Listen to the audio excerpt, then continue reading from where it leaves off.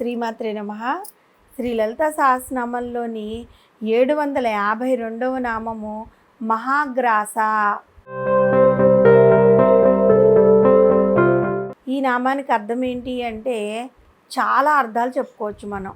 ఈ అర్థాలన్నీ కూడా అమ్మవారి అంశస్వరూపమైన కాళికాదేవికి వర్తిస్తూ ఉంటాయి.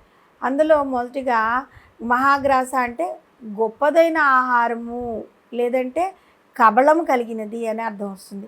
ఆ ఆహారమును ప్రసాదించినది, తిరిగి గ్రహించినది ఆ తల్లే కదా. ఎలా అనే విషయాన్ని ఇప్పుడు మనం తెలుసుకుందాం. 84 లక్షల జీవరాశులు, సమస్త దేవతాగణమును సృష్టించిన జగన్మాతే కదా. తన కన్నబిడ్డలకు తాను ఆహారాన్ని సమకూర్చుకోపోతే ఇంకెవరు ఆహారాన్ని ఇస్తారు కదా. ఈ సమస్త జీవులకు కబళం రూపంలోనూ, సమస్త దేవతాగణానికి హవిస్సుల రూపంలోనూ ఆహారాన్ని అమ్మవారు ఏర్పాటు చేస్తూ ఉంటుంది. ఆ బ్రహ్మ కీటజనిని అయిన ఆ తల్లి ప్రతి ప్రాణికి ఆహారాన్ని అందించే బాధ్యతను తన మీద వేసుకుంటుంది. ఆ విధంగా చేయకపోతే ఆహారానికి అలోలక్షణాన్ని నిరోధించే జీవులతో అరాజకత్వం ప్రబలిపోయే అవకాశం ఉంది. మళ్ళీ భోజనానికి ఆధారపడిన జీవుల్లో కొన్ని శాకాహారులు అయితే కొన్ని మాంసాహారులు. ఎవరికి కావాల్సిన ఆహారాన్ని వారికి అందజేస్తూ ఉంటుంది ఆ తల్లి. అసలు ఈ మాంసాహారాన్ని ఎందుకు ఇవ్వాలి? సకల జీవులకు శాకాహారాన్ని ప్రసాదించవచ్చు కదా అనే ఆలోచన మనకు వస్తుంది కదా. ఈ భూమిపైన జీవులు ఒక సమతుల్యతను పాటించడానికి, వాణిని నియంత్రించడానికి ఆ తల్లి ఈ విధంగా ఏర్పాటు చేసిందనమాట. మనం కనుక గమనించినట్లయితే కప్ప పాముకు ఆహారం, పాము గ్రద్దకు ఆహారం, చిన్న చేపను పెద్ద చేప, పెద్ద చేపను తిమింగలం, ఈ విధంగా ఒక జీవిని మరొక జీవికి ఆహారంగా చేసి వాటి సంఖ్యను విపరీతంగా పెరిగిపోకుండా అమ్మవారే నియంత్రిస్తుంది. కాబట్టి ఆ జగన్మాతను మహాగ్రాస అనే నామంతో కీర్తించారు. అలా చేయకుండా కేవలం శాకాహారులను మాత్రమే భుజించే జీవులకు వివిధ ధాన్యాలు, పళ్ళు, ఫలములు మొదలైన వాటిని ఆహారంగా ప్రసాదించింది అమ్మవారు. అది శాకాహారమైన మాంసాహారమైన ఈ ఆహారం మాత్రమే తినండి, ఇది వద్దు అని ఆ జగన్మాత ఎప్పుడు నిర్దేశించలేదన్నమాట.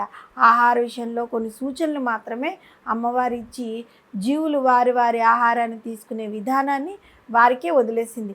ఈ విధంగా మహాగ్రాస అనే నామానికి తాను సమస్త జీవులకు ఆహారంగా సృష్టించిన ఈ సమస్త చరాచర ప్రకృతిని తిరిగి జీవుల రూపంలో తానే గ్రాసంగా సేకరించుచున్నది కాబట్టి మహాగ్రాస అనే నామంతో పిలిచారు. అందుకే ఆ అర్థం వచ్చిందనమాట. అంటే ఈ జీవుల్లో తనే ఉండి మళ్ళీ ఆహారాన్ని తీసుకుంటోంది అని అర్థం. బాగా ఎక్కువగా నమిలి తినకుండా ఒక్కసారిగా మింగే పదార్థాలను గ్రాసము అంటూ ఉంటారనమాట. సృష్టి ప్రక్రియలో భాగంగా సమస్త జగత్తులను, అనేక బ్రహ్మాండాలను సృష్టించిన ఆ తల్లి కల్పాంత ప్రళయకాల్లో ఈ సమస్త విశ్వాన్ని పెద్ద కబళపు ముద్దగా ఒక్కసారిగా మింగేసినట్లుగా తనలో తాను లీనం చేసేసుకుంటుంది. భద్రపరుచుకుని తిరిగి సృష్టి ప్రారంభ కాలంలో బయటకు విడుదల చేసే తల్లియే జగన్మాత. అటువంటి బ్రహ్మాండాలని గ్రాసంగా కలిగిన తల్లి కాబట్టి మహాగ్రాస అన్నారు.